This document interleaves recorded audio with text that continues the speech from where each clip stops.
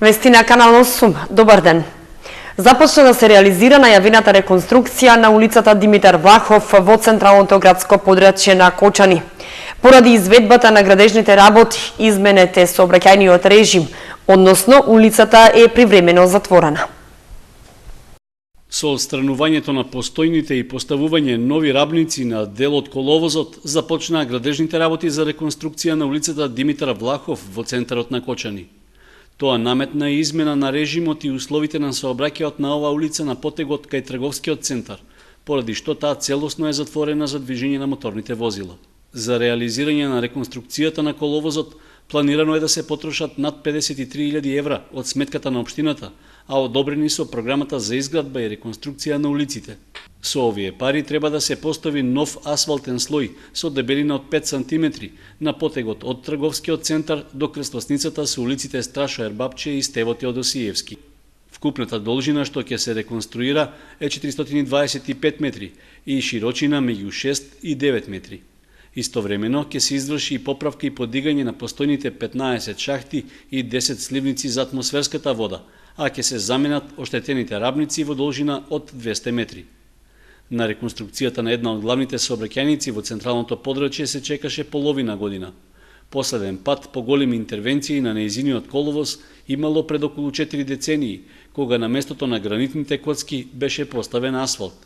Во меѓувреме потребата за нова поправка се наметна поради големиот број оштетувања, како и по раскопувањето на делот во Стришани заради реконструкција на водоводната мрежа.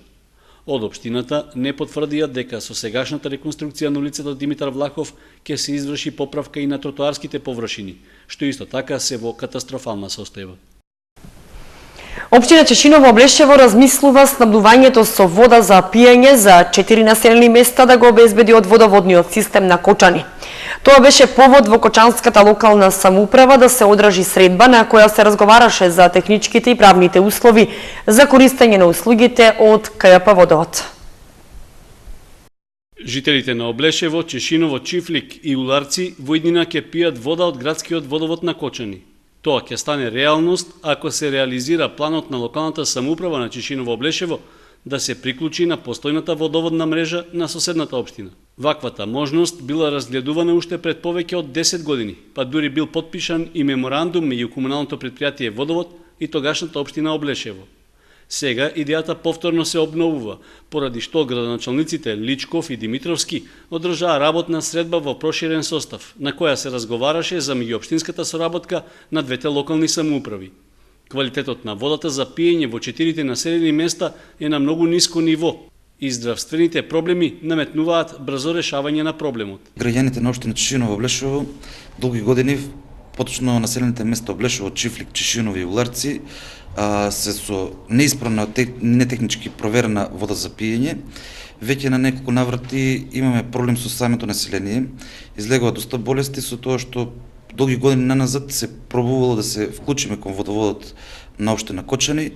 Со оваа иницијатива е еден од условите што сакаме да го земеме кредит од Светска банка со тоа што треба да гарантираме дека општина Кочани ќе ни ги задоволува потребите за вода кон општината Чешиново Облешево. И со ова нешто ќе биде решен еден проблем што долго години наназад граѓаните на општината Чешиново Облешево го имаат како проблем. На средбата во општина Кочани се разговараше за количините вода што се потребни за општината Чешиново Облешево, а за кои комуналното предпријатие Водовод би можело да гарантира дека континуирано ќе ги испорачува. Количините на вода кои што им се потребни, првите пресметки се околу 10, највеќе до 10 литри во секунда. Ние како општина, односно комуналното предпријатие, располага со тие количини во најкритичните периоди, месеците јули, октомври, и воопшто нема да биде пречка, како што Кочани немаше редукции во водоснабдувањето последните 5-6 години, така и за овие населени места кои што ги имаат најавено, нема да има воопшто никаков проблем со водоснабдувањето. За цената ќе биде договарање, меѓутоа принципот е тој да не може да биде цената пониска од онаа која што ја плаќаат граѓаните на општината Кочани. Процедурата предвидува откако општината Чешиново Облешево ќе аплицира за кредитот кај Светската банка да има неколку јавни расправи со граѓаните. Ако се оди според планирањата, се очекува целата постапка да заврши идната година и жителите на 4 села да пијат вода од Кочанската водоводна мрежа. Бојан Серафимов освои бронзен медал на меѓународната математичка олимпијада во Јужна Африка. Ова е уште еден извореден успех за младиот винички математичар по минатогодишните бронзи од олимпијадите. Бојан Серафимов освои бронзен медал на меѓународната математичка олимпијада, со што се вброи меѓу најдобрите млади математичари во светот. Олимпијадата се одржа во Кейптаун од 3 до 13 јули, а Македонија беше представувана од тимот воден од професорката Весна Манова Ераковиќ. Покрај бронзениот медал за Бојан Серафимов, пофалници добија и Божидар Стефановски, Јован Тасев и Стефан Николовски. Златниот медал на 55-та меѓународна математичка олимпијада му припадна на Мислав Балуновиќ, матурант во гимназијата Матија Мешиќ во Славонски Брод. Бојан Серафимов во моментов е во главниот град на Тајван, Тајпеј, каде учествува на олимпијадата по информатика која трае веќе втор ден. Реални се шансите, младиот винички информатичар и математичар и оттаму да се врати со висок пласман. Виничанецот Бојан Серафимов минатата година и донесе бронзен медал на Македонија на 25-та интернационална олимпијада по информатика во Австралија, како и од меѓународната олимпијада по математика во Колумбија. Тој лани во септември, како дел од репрезентацијата, се надпреваруваше со своји врсници од 10 балкански земји и заедно го постигна најголемиот успех за Македонија од областа на информатиката, 1 сребрен и 2 бронзени медали на 21-та балканска олимпијада во Сараево. Бојан Серафимов е бруцош на МИТ, Технолошкиот институт на Масачусетс, најдобар технолошки универзитет во светот, откако стана еден од 100 стипендисти меѓу 190.000 апликанти од целиот свет. Вработен во спортска обложувалница си присвоил речиси 100.000 денари.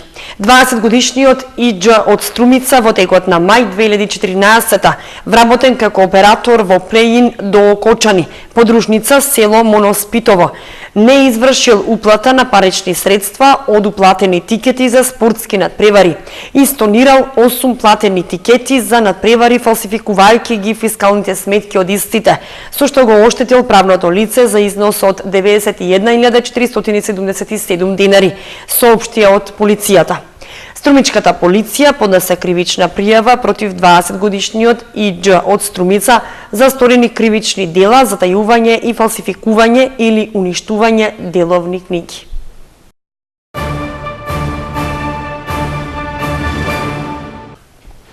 Гимназијата Лјупчо Сантов со повисока оцена од државниот просек. Во моментов во средните училишта тече рокот за приговори. 3,55 е просечната оцена од државната матура во средното општинско училиште Лјупчо Сантов. Поднесени се 7 приговори на оценувањето од страна на матурантите.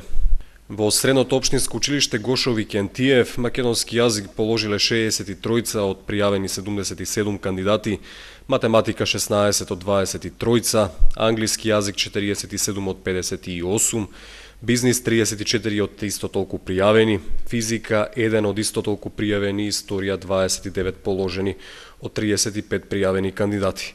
Просечната оценка што ја постигнаа матурантите при полагање на државната матура на државно ниво годинава е 3,11. Сите ученици ќе можат да ги видат резултатите на огласните табли во училиштата, како и на веб страницата matura.gov.mk. Незадоволните кандидати имаат можност в среда и четврток да достават приговор до државниот испитен центар.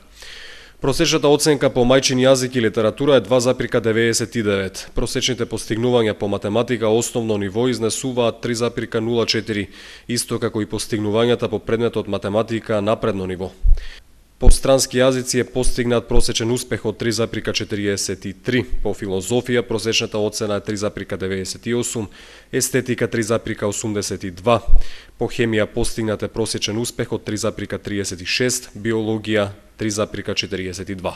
По предметот физика е постигнат просек од 3,68, историја 2,99. Годинава првпат на матурантите им беше понуден и предметот бизнис, каде просечната оценка е 3,27, а пројавен е голем интерес за овој предмет.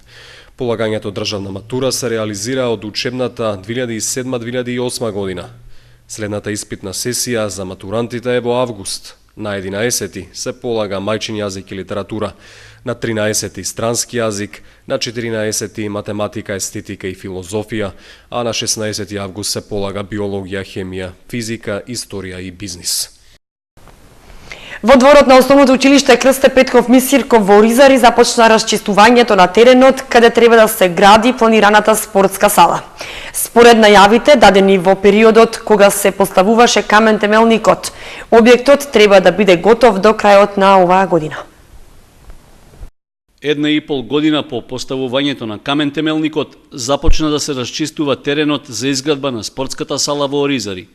Градежна механизација на предпријатието Калина Доел во дворот на основното училиште Крсте Петков Мисирков го отстранува асфалтниот слој од двете спортски игралишта, на чие место е планиран новиот објект. Според проектот, овде треба да никне современ, енергетски ефикасен спортски објект со вкупна корисна површина од 650 метри квадратни. Жителите на Оризари со резервираност гледаат на почетокот на градежните работи на салата, со оглед дека поминало многу време без никакви активности. Па оно е добро, ама нема народ. Народо избега. Младите не се женат, не се вработени. Треба да ги вработат, а салата сама по себе ќе си дојде. Ако се децата вработени младината, ќе има само допринос и салата ќе се направи. И се ќе се направи друго. И спомениците, и салата, и се. А не стечајците да ги тепат по улиците. Министерството за образование, кое се јавува како инвеститор, го најави стартот на градежните работи уште во март минатата година, за време на локалните избори. Спортскиот објект е дел од проектот изградба и опремување на 145 училишни спортски сали, за да се создадат соодветни услови за реализирање на наставата по спорт и спортски активности за сите 280 ученици, но и за потребите на местното население. Во истиот овој период, минатата година, од општината рекоа дека планот се реализирал со нормална динамика, па дури имало и известни подобрувања. Спортската сала во Оризари е веќе почната. Имаме интензивни разговори повеќе денови, да ви кажам една радосна вест дека на место да биде обична, ќе биде со трибини, дека ќе биде како ова што е кај Никола Карев, и дека рокот за завршување е декември 2014 година. Така да очекувајте дека за нова година 2014 ќе бидеме во новата спортска сала. Според сегашната динамика на градежните работи и искуството од изградбата на слична ваква сала во основното училиште Никола Карев, веројатно најавениот рок ќе биде пробиен. Вкупната инвестиција за изградбата на салата во Оризари е 24 милиони денари, средства обезбедени од буџетот на Република Македонија и од Банката за развој при Советот на Европа.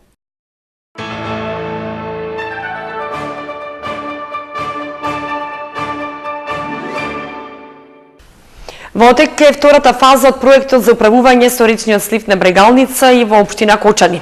В четврток во основното училиште Свети Кирил и Методи ќе се одржи последната форумска сесија, на која граѓаните, институциите и граѓанските здруженија треба да одлучат за проектот со кој ќе се аплицира за финансиска помош од швајцарската влада. В четврток, 17 јули, во основното училиште Свети Кирил и Методи во Кочани ќе се одржи втората, воедно и последна форумска сесија од втората компонента за мали инфраструктурни проекти за вода во рамки на главниот проект за управување со речниот слив на Брегалница. На јавната расправа, граѓаните, представниците од институциите и од граѓанските здруженија ќе треба заеднички да го одберат проектот со кој ќе се аплицира за финансиска помош од владата на Швајцарија. Највисок приоритет во оваа втора фаза е изградбата на мали стандардизирани пречистителни станици за отпадна вода, но може да се бара поддршка и за изградба на канализациони системи што ја третираат отпадната вода во домакинствата, индустријата и земјоделството. Исто така, дел од проектот можат да бидат и објекти за запирање на ерозијата на земјиштето заради заштита на пасиштата, земјоделските површини и шумите, како и регулацијата на речните корита.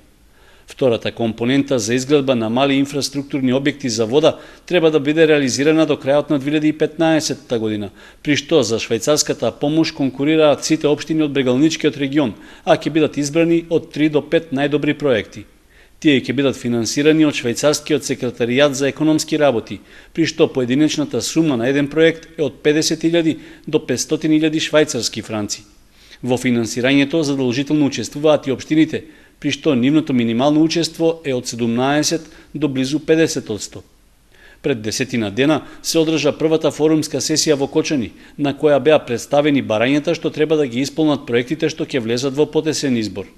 На втората форумска сесија в четврток ќе треба да се одбере еден проект со кој општината ќе аплицира за помошта. Расправата започнува во 12 часот во холот на Основното училиште Свети Кирил и Методи. Сообраќајот на сите државни патишта се одвива тековно по наместа влажни коловози. Во клисурите и усеците можни се помали одрони, особено на патните правци Кочани Делчево и Виница Берова. Воведена е времена измена на режим на сообраќај на државните патишта во период од 1 јули до 31 август.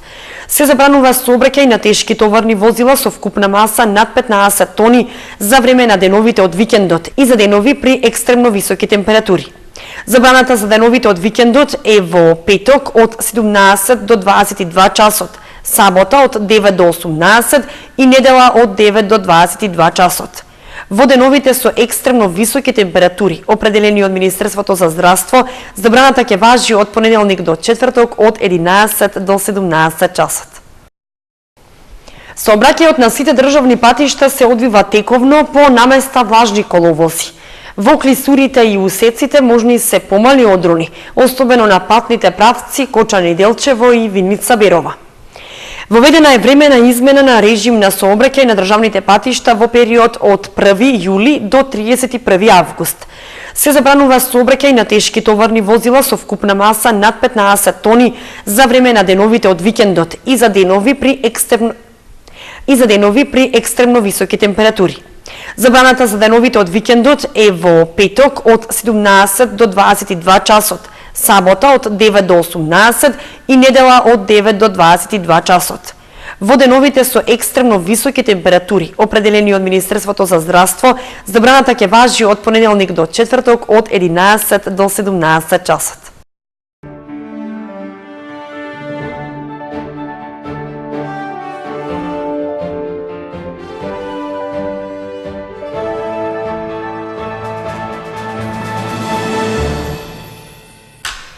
И за крај информацијата од спортот. На новото спортско игралиште во Зрновци започна првото издание на елинденскиот фудбалски турнир, кој ќе трае до крајот на месецот.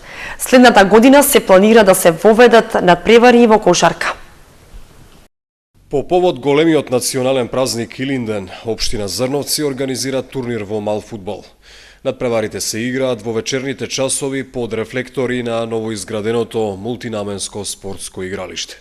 За прв пат годинава општина Зрновци одлучивме да организираме турнир во мал фудбал по повод Илинден 2 август. Бидејќи Илинден се слави во Зрновци како селска слава, значи од секојаш имавме желба да почнеме да организираме еден ваков турнир. И сега по повод изградбата на повеќенаменското игралиште беше добра прилика да организираме еден ваков турнир. На отворањето се сретна ветерани Зрновци и оризари, победија условно од домакините. Првото коло го комплетираат Лески и Градовци в среда во 20 часот и Виница Младинци Зрновци во 21 часот. В четврток на програмата се надпреварите Видовиште и Бобитим Кочани во 19:30, Фабијан Зрновци Трсино во 20:30 и Мородвис Дедо 23 Мака во 21 часот и 30 минути. На фудбалскиот турнир учествуваат 12 екипи поделени во две групи. Групата А ја сочинуваат Видовиште, Бобитим, Фабијан, Трсино, Мородвис и Дедо 23 Мака. Во групата Б се ветерани Зрновци, Младост оризари, Лески, Градовци, Виница и Младинци Зрновци. Овие 12 екипи се поделени во две групи, во група А и во група Б. А со самиот почеток, значи, при надпреварите ќе се елиминираат по две групи, по две екипи и понатаму, значи, останатите продолжуваат во осми на финале, понатаму во полуфинале и во финалето. Овие екипи се, неколку екипи се од Зрновци, меѓутоа останатите се од околните места, Кочани, Виница, Видовиште, Теранци, Трсино и така натаму. Локалната самоуправа на Зрновци планира следната година манифестацијата да прерасне во илинденски спортски игри, со тоа што ќе се воведат и кошаркарски надпревари. Турниров за прв пат се организира во општина Зрновци, под покровителство на општина Зрновци. Идејата е да стане помасовен, да стане традиционален, да се организира во континуитет во наредните години. Идејата е ова година почнуваме со 12 екипи, надеваме се дека во наредната година ќе имаме минимум 16 екипи, ќе вклучиме кошарка, ќе вклучиме млади категории. Значи идејата е да го масоваме спортот, да ги поттикнеме младите да спортуваат, да бидат повеќе на терените отколку да се одат на други пороци. За најдобрите на фудбалскиот турнир е предвиден и награден фонд. 10.000 денари за екипата што ќе го освои првото место, 5.000 денари за финалистот и 3.000 денари за третопласираната екипа. Предвидени се награди и за најдобриот играч, најдобриот стрелец и најдобриот голман.